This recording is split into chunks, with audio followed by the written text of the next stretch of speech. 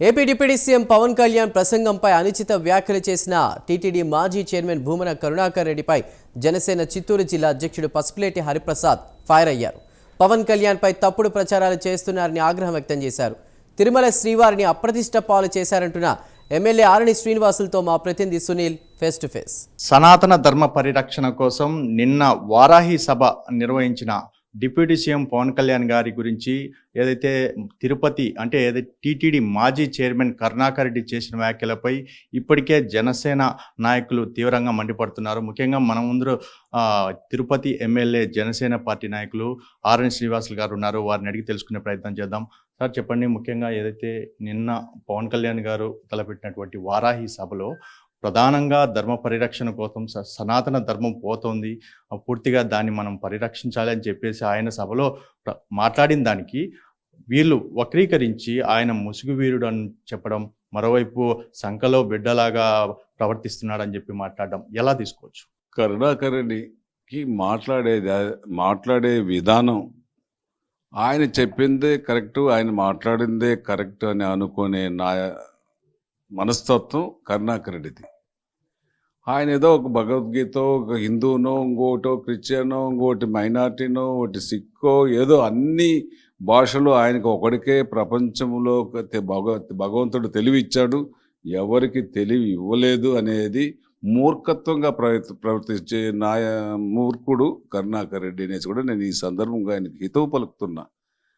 ఒక మేధావి, ఎన్నో ఆటుపోట్లు ఎదుర్కొన్న నాయకుడు ఈరోజు మీరు చేసిన తప్పులకు ప్రాయశ్చిత్త దీక్ష వహించి భగవంతుడా క్షమించు, గత పాలకులు తప్పు చేశారు, నేను ప్రాయశ్చిత్త తీసుకొని నీకు క్షమాపణ కోరుకుంటానని చెప్పి ఆ కార్యక్రమంలో భాగంగా తిరుమల వెంకటేశ్వర స్వామి తీసుకొని దర్శించుకొని ఇక్కడ వారాహి సభలో జరపడం జరిగింది. సనాతన ధర్మాన్ని గురించి పూర్తిగా వివరించడం జరిగింది. ప్రపంచవ్యాప్తంగా ఏడుకొండల వెంకటేశ్వర స్వామి నైవేద్యాల్లో కల్తీ జరిగింది, భక్తుల మనోభావాలు దెబ్బతిన్నాయి. దానికి పరిహారం కోసం వచ్చి చేస్తూ ఉంటే నువ్వు అపహాస్యం చేస్తున్నావు. చంద్రబాబు సంఖలో బిడ్డని, ఇది నువ్వు చెప్పేది ఎవరికి వింటారు? నీకే వినిపిస్తుంది కానీ నువ్వు చెప్పేది వినే ప్రసక్తి లేదు. నువ్వు నీ ముఖ్యమంత్రి, గత ముఖ్యమంత్రి జగన్ అండ్ బ్యాచ్ మీరు తిరుపతి తిరుమలను భ్రష్టు పట్టించారు, తప్పు చేశారు, తప్పులు జరిగింది. ఇది గుర్తించి 2-3 సంవత్సరాల నుంచి తిరుపతి అపవిత్రం జరుగుతోంది, తప్పు చేస్తున్నారు జగన్ బ్యాచ్ అనేసి కూడా పవన్ కళ్యాణ్ గారు చెప్పడం జరిగింది. కరెక్ట్గా ఇది ఈరోజు బయటకు రావడం కూడా జరిగింది. తప్పులు చెప్తే దాన్ని వక్రీకరించేదానికి నీకు తగుతున్నా దెయ్యాలు వేదాలు వల్లించిన విధంగా నువ్వు కథలు చెప్తున్నావు, సోదులు చెప్తున్నావు. నీ కథలు, నీ మాటలు వినేదానికి తిరుపతి ప్రజలు, రాష్ట్రంలో ప్రజలు, ప్రపంచ వ్యాప్తంగా ఉన్న వెంకటేశ్వర స్వామి భక్తులు సిద్ధంగా లేరు అనేసి కూడా తెలియజేస్తున్నా.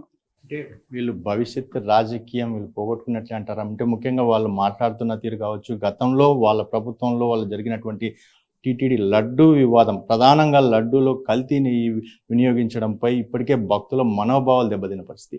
కానీ వాళ్ళు నిజాన్ని బయటికి రానికుండా దాన్ని కప్పిపుచ్చుకోవడానికి వాళ్ళు మాట్లాడుతున్న మాటలు ఏ విధంగా తీసుకుంటారు? సుప్రీంకోర్టులో కేసులు కూడా వేశారు, మేము తప్పు చేయలేదని. స్వయాన కొండకు తిరుమలకు పోయేసి చేతిలో కర్పూరాలు పెట్టుకుని మేము తప్పు చేస్తే మా కుటుంబం నాశనం అవుతుందని అంటాడు. ఖచ్చితంగా భగవంతుడు చూస్తున్నాడు. నీకు భగవంతుడి పైన నమ్మకం ఉంటే కదా నువ్వు నాశనం అయ్యేదానికి. భగవంతుడు అంటే నీకు లెక్కలేదు, అది ఒక నల్ల రాయితో పోల్చావు నువ్వు. నిన్ను టీటీడీ చైర్మన్ గారు ఇస్తే వెంకటేశ్వర స్వామి నామాలు పెట్టుకొని నీ బ్యాచ్లంతా పిలుచుకొని పోయి అపవిత్రం చేశావు వెంకటేశ్వర స్వామిని. నీకు నిజమైన భక్తి లేదు, నువ్వు ఒక అన్యమతస్థుడు, నీకు తగదు. నువ్వు వెంకటేశ్వర స్వామిని గురించి కానీ పవన్ కళ్యాణ్ గారిని గురించి కానీ మాట్లాడే అర్హత, నైతిక విలువలు నీకు లేవు. దానికి నిదర్శనం తిరుపతి ప్రజలు నీకు బుద్ధి చెప్పారు, రెక్కలించి కూర్చోబెట్టేశారు నిన్ను, నీ కొడుకుని. రాయలసీమలోనే 52 మంది ఎమ్మెల్యేలుంటే అత్యధికంగా తిరుపతిలో ఇంతవరకు ఎవరికి లేని మెజారిటీ 63,000 ఓట్లు మెజారిటీ ఇప్పించారంటే నువ్వు అర్థం చేసుకో. మళ్ళీ నువ్వు మార్చి రోడ్లో ప్రెస్ మీట్లు పెట్టి మాట్లాడుతున్నావు. ఒక అనుభవశాలి, ఒక మేధావితో శక్తిగా చేశారు, కూటమిని ఏర్పాటు చేశారు. 21 సీట్లు ఎమ్మెల్యే తీసుకున్నాడు, 21 గెలిపించుకున్నారు, 2 ఎంపీలు తీసుకున్నారు, 2 గెలిపించారు. ఈరోజు చరిత్ర తిరగరాశారు ప్రపంచంలోనే. అటువంటి మేధావిని నువ్వు వక్రీకరించడం నీకు చిగ్గుచేటు, నీకు తగదు. గమ్మని ఇంట్లో కూర్చొని రామ గోవిందని కూడా అనుకునే అర్హత కూడా నీకు లేదు. నువ్వు అన్యమతస్తుడు కాబట్టి నువ్వు ఇంట్లో కూర్చొనేసి హాయిగా ఉండనేసి బెతుకుతున్నావు. అంటే ఇది ఇక్కడ అంటే ముఖ్యంగా దీనికి సంబంధించి ఉమ్మడి చిత్తూరు జిల్లా జనసేన పార్టీ అధ్యక్షుడు పసుపులేటి హరిప్రసాద్ గారు ఉన్నారు. వారిని అడిగి తెలుసుకునే ప్రయత్నం చేద్దాం. సార్ చెప్పండి, ముఖ్యంగా ఏదైతే శ్రీవారి లడ్డు వివాదం ఒకటైతే, ఏదైతే కరుణాకర్ రెడ్డి నేరుగా కొండపైకి పోయి ఏదైతే ప్రమాణం చేయడం, అంటే మేము తప్పు చేసింటే మేము నాశనం అయిపోతాం, కానీ లడ్డూలో నెయ్యి కల్తీ జరిగింటే మేము నాశనం అయిపోతామని ఆ మాట మాత్రం ఎత్తడం లేదు. అంటే ప్రధానంగా ఆయన చెప్పింది వేరే, ఇలా లడ్డు వివాదం జరుగుతున్నది వేరు, కానీ దాని విషయం మాత్రం ఆయన ఎత్తడం లే. ఏ విధంగా తీసుకోవచ్చు? పవన్ కళ్యాణ్ గారు మాట్లాడిన మాట ఒక్కొక్కసారి ప్రజలంతా మాట్లాడలేనప్పుడు నాయకుడు మాట్లాడతాడు. ఈరోజు వైఎస్ఆర్సీపీ ప్రభుత్వంలో జగన్మోహన్ రెడ్డి గారు వేసిన అధికారి ధర్మారెడ్డి గారు అయితే ఏమి, అలాగే చైర్మన్లు అయితే ఏమి, వీళ్ళు ఎటువంటి వాళ్ళు ఏంటి అని ప్రజలకు తెలుసు బాగా. తర్వాత పవన్ కళ్యాణ్ గారి గురించి సూడు అని మాట్లాడుతున్నాం. అంటే పచ్చకామర్ల వాడికి లోకమంతా పచ్చగా కనపడినట్టు ఈయన సూడో కదా, కాబట్టి అందరూ సూడోలకు కనపడతారు.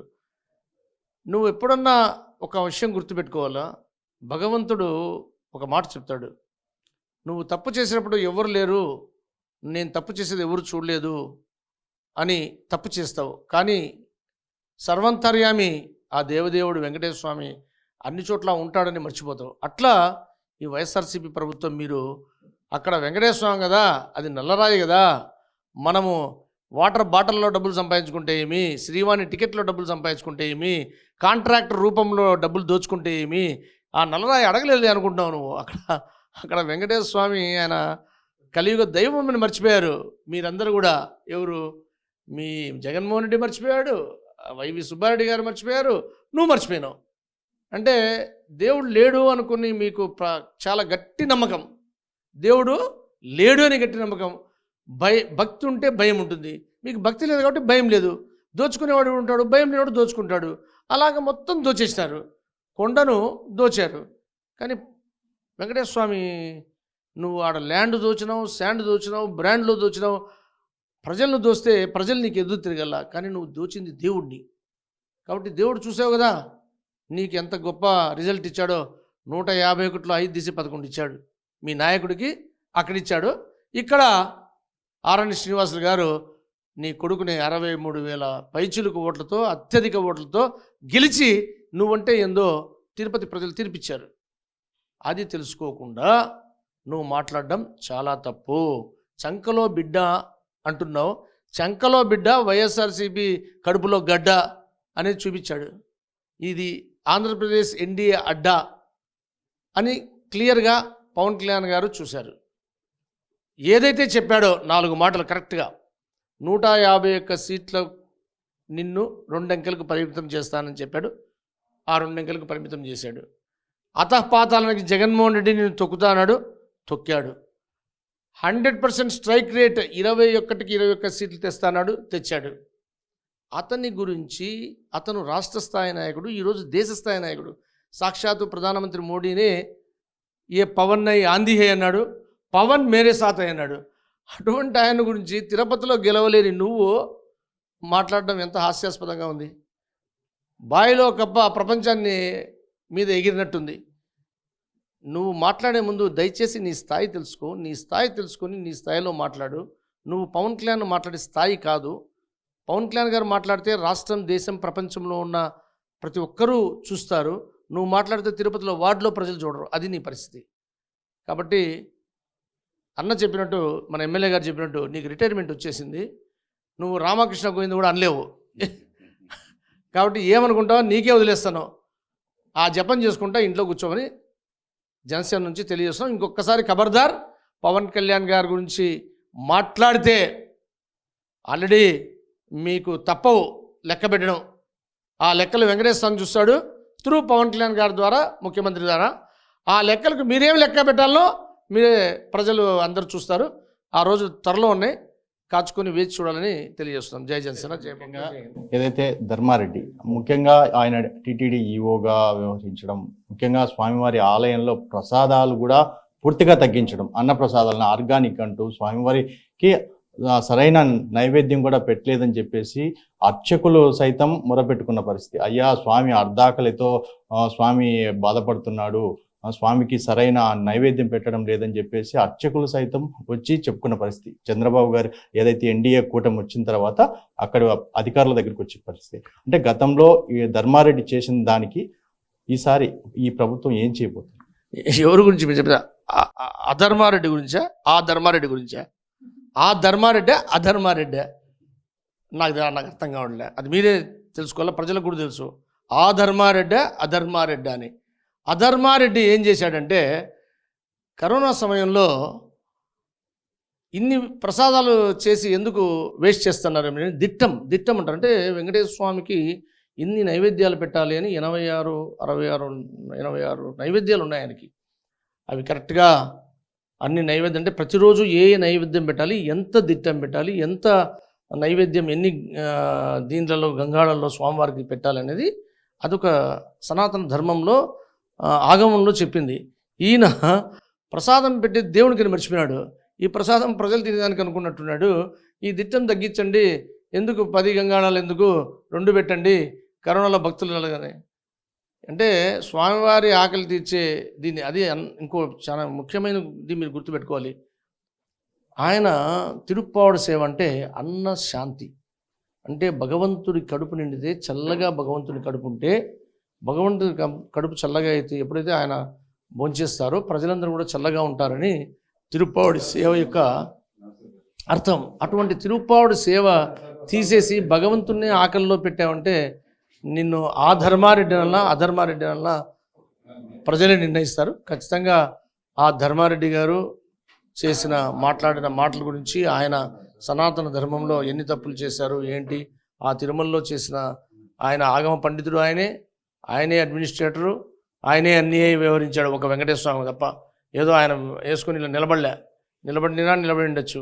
అటువంటి అధర్మారెడ్డి గారికి ఖచ్చితంగా రాబో రోజుల్లో ఈ ప్రభుత్వం వాళ్ళు చేసిన అడ్మినిస్ట్రేటివ్ డిఫెక్ట్స్ అన్నీ కూడా, ఈ యొక్క పవన్ కళ్యాణ్ గారు సనాతన ధర్మం గురించి చాలా గట్టిగా ఉన్నారు.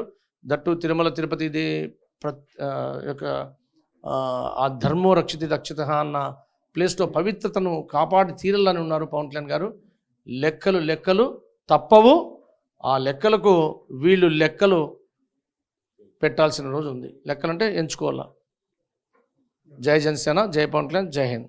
ఇక్కడ పరిస్థితి అంటే ఏదైతే ముఖ్యంగా పవన్ కళ్యాణ్ గారు నిన్న సభలో ఒకటే చెప్పారు, ముఖ్యంగా సనాతన ధర్మ పరిరక్షణే మా ధ్యేయం, ఆలయాలని సంరక్షించుకోవడమే మా ప్రధాన కర్తవ్యం అన్నారని చెప్పేసి అంటున్నారు. ఎందుకంటే ఏదైతే మాజీ టీటీడీ చైర్మన్ చెప్పిన కరుణాకర్ రెడ్డి చేసినటువంటి వ్యాఖ్యలపై తీవ్రంగా మండిపడుతున్న పరిస్థితి ఇక్కడ నెలకొంది. కెమెరామెన్ రామకృష్ణతో సునీల్, ప్రైమ్ 9 న్యూస్, తిరుపతి నుండి.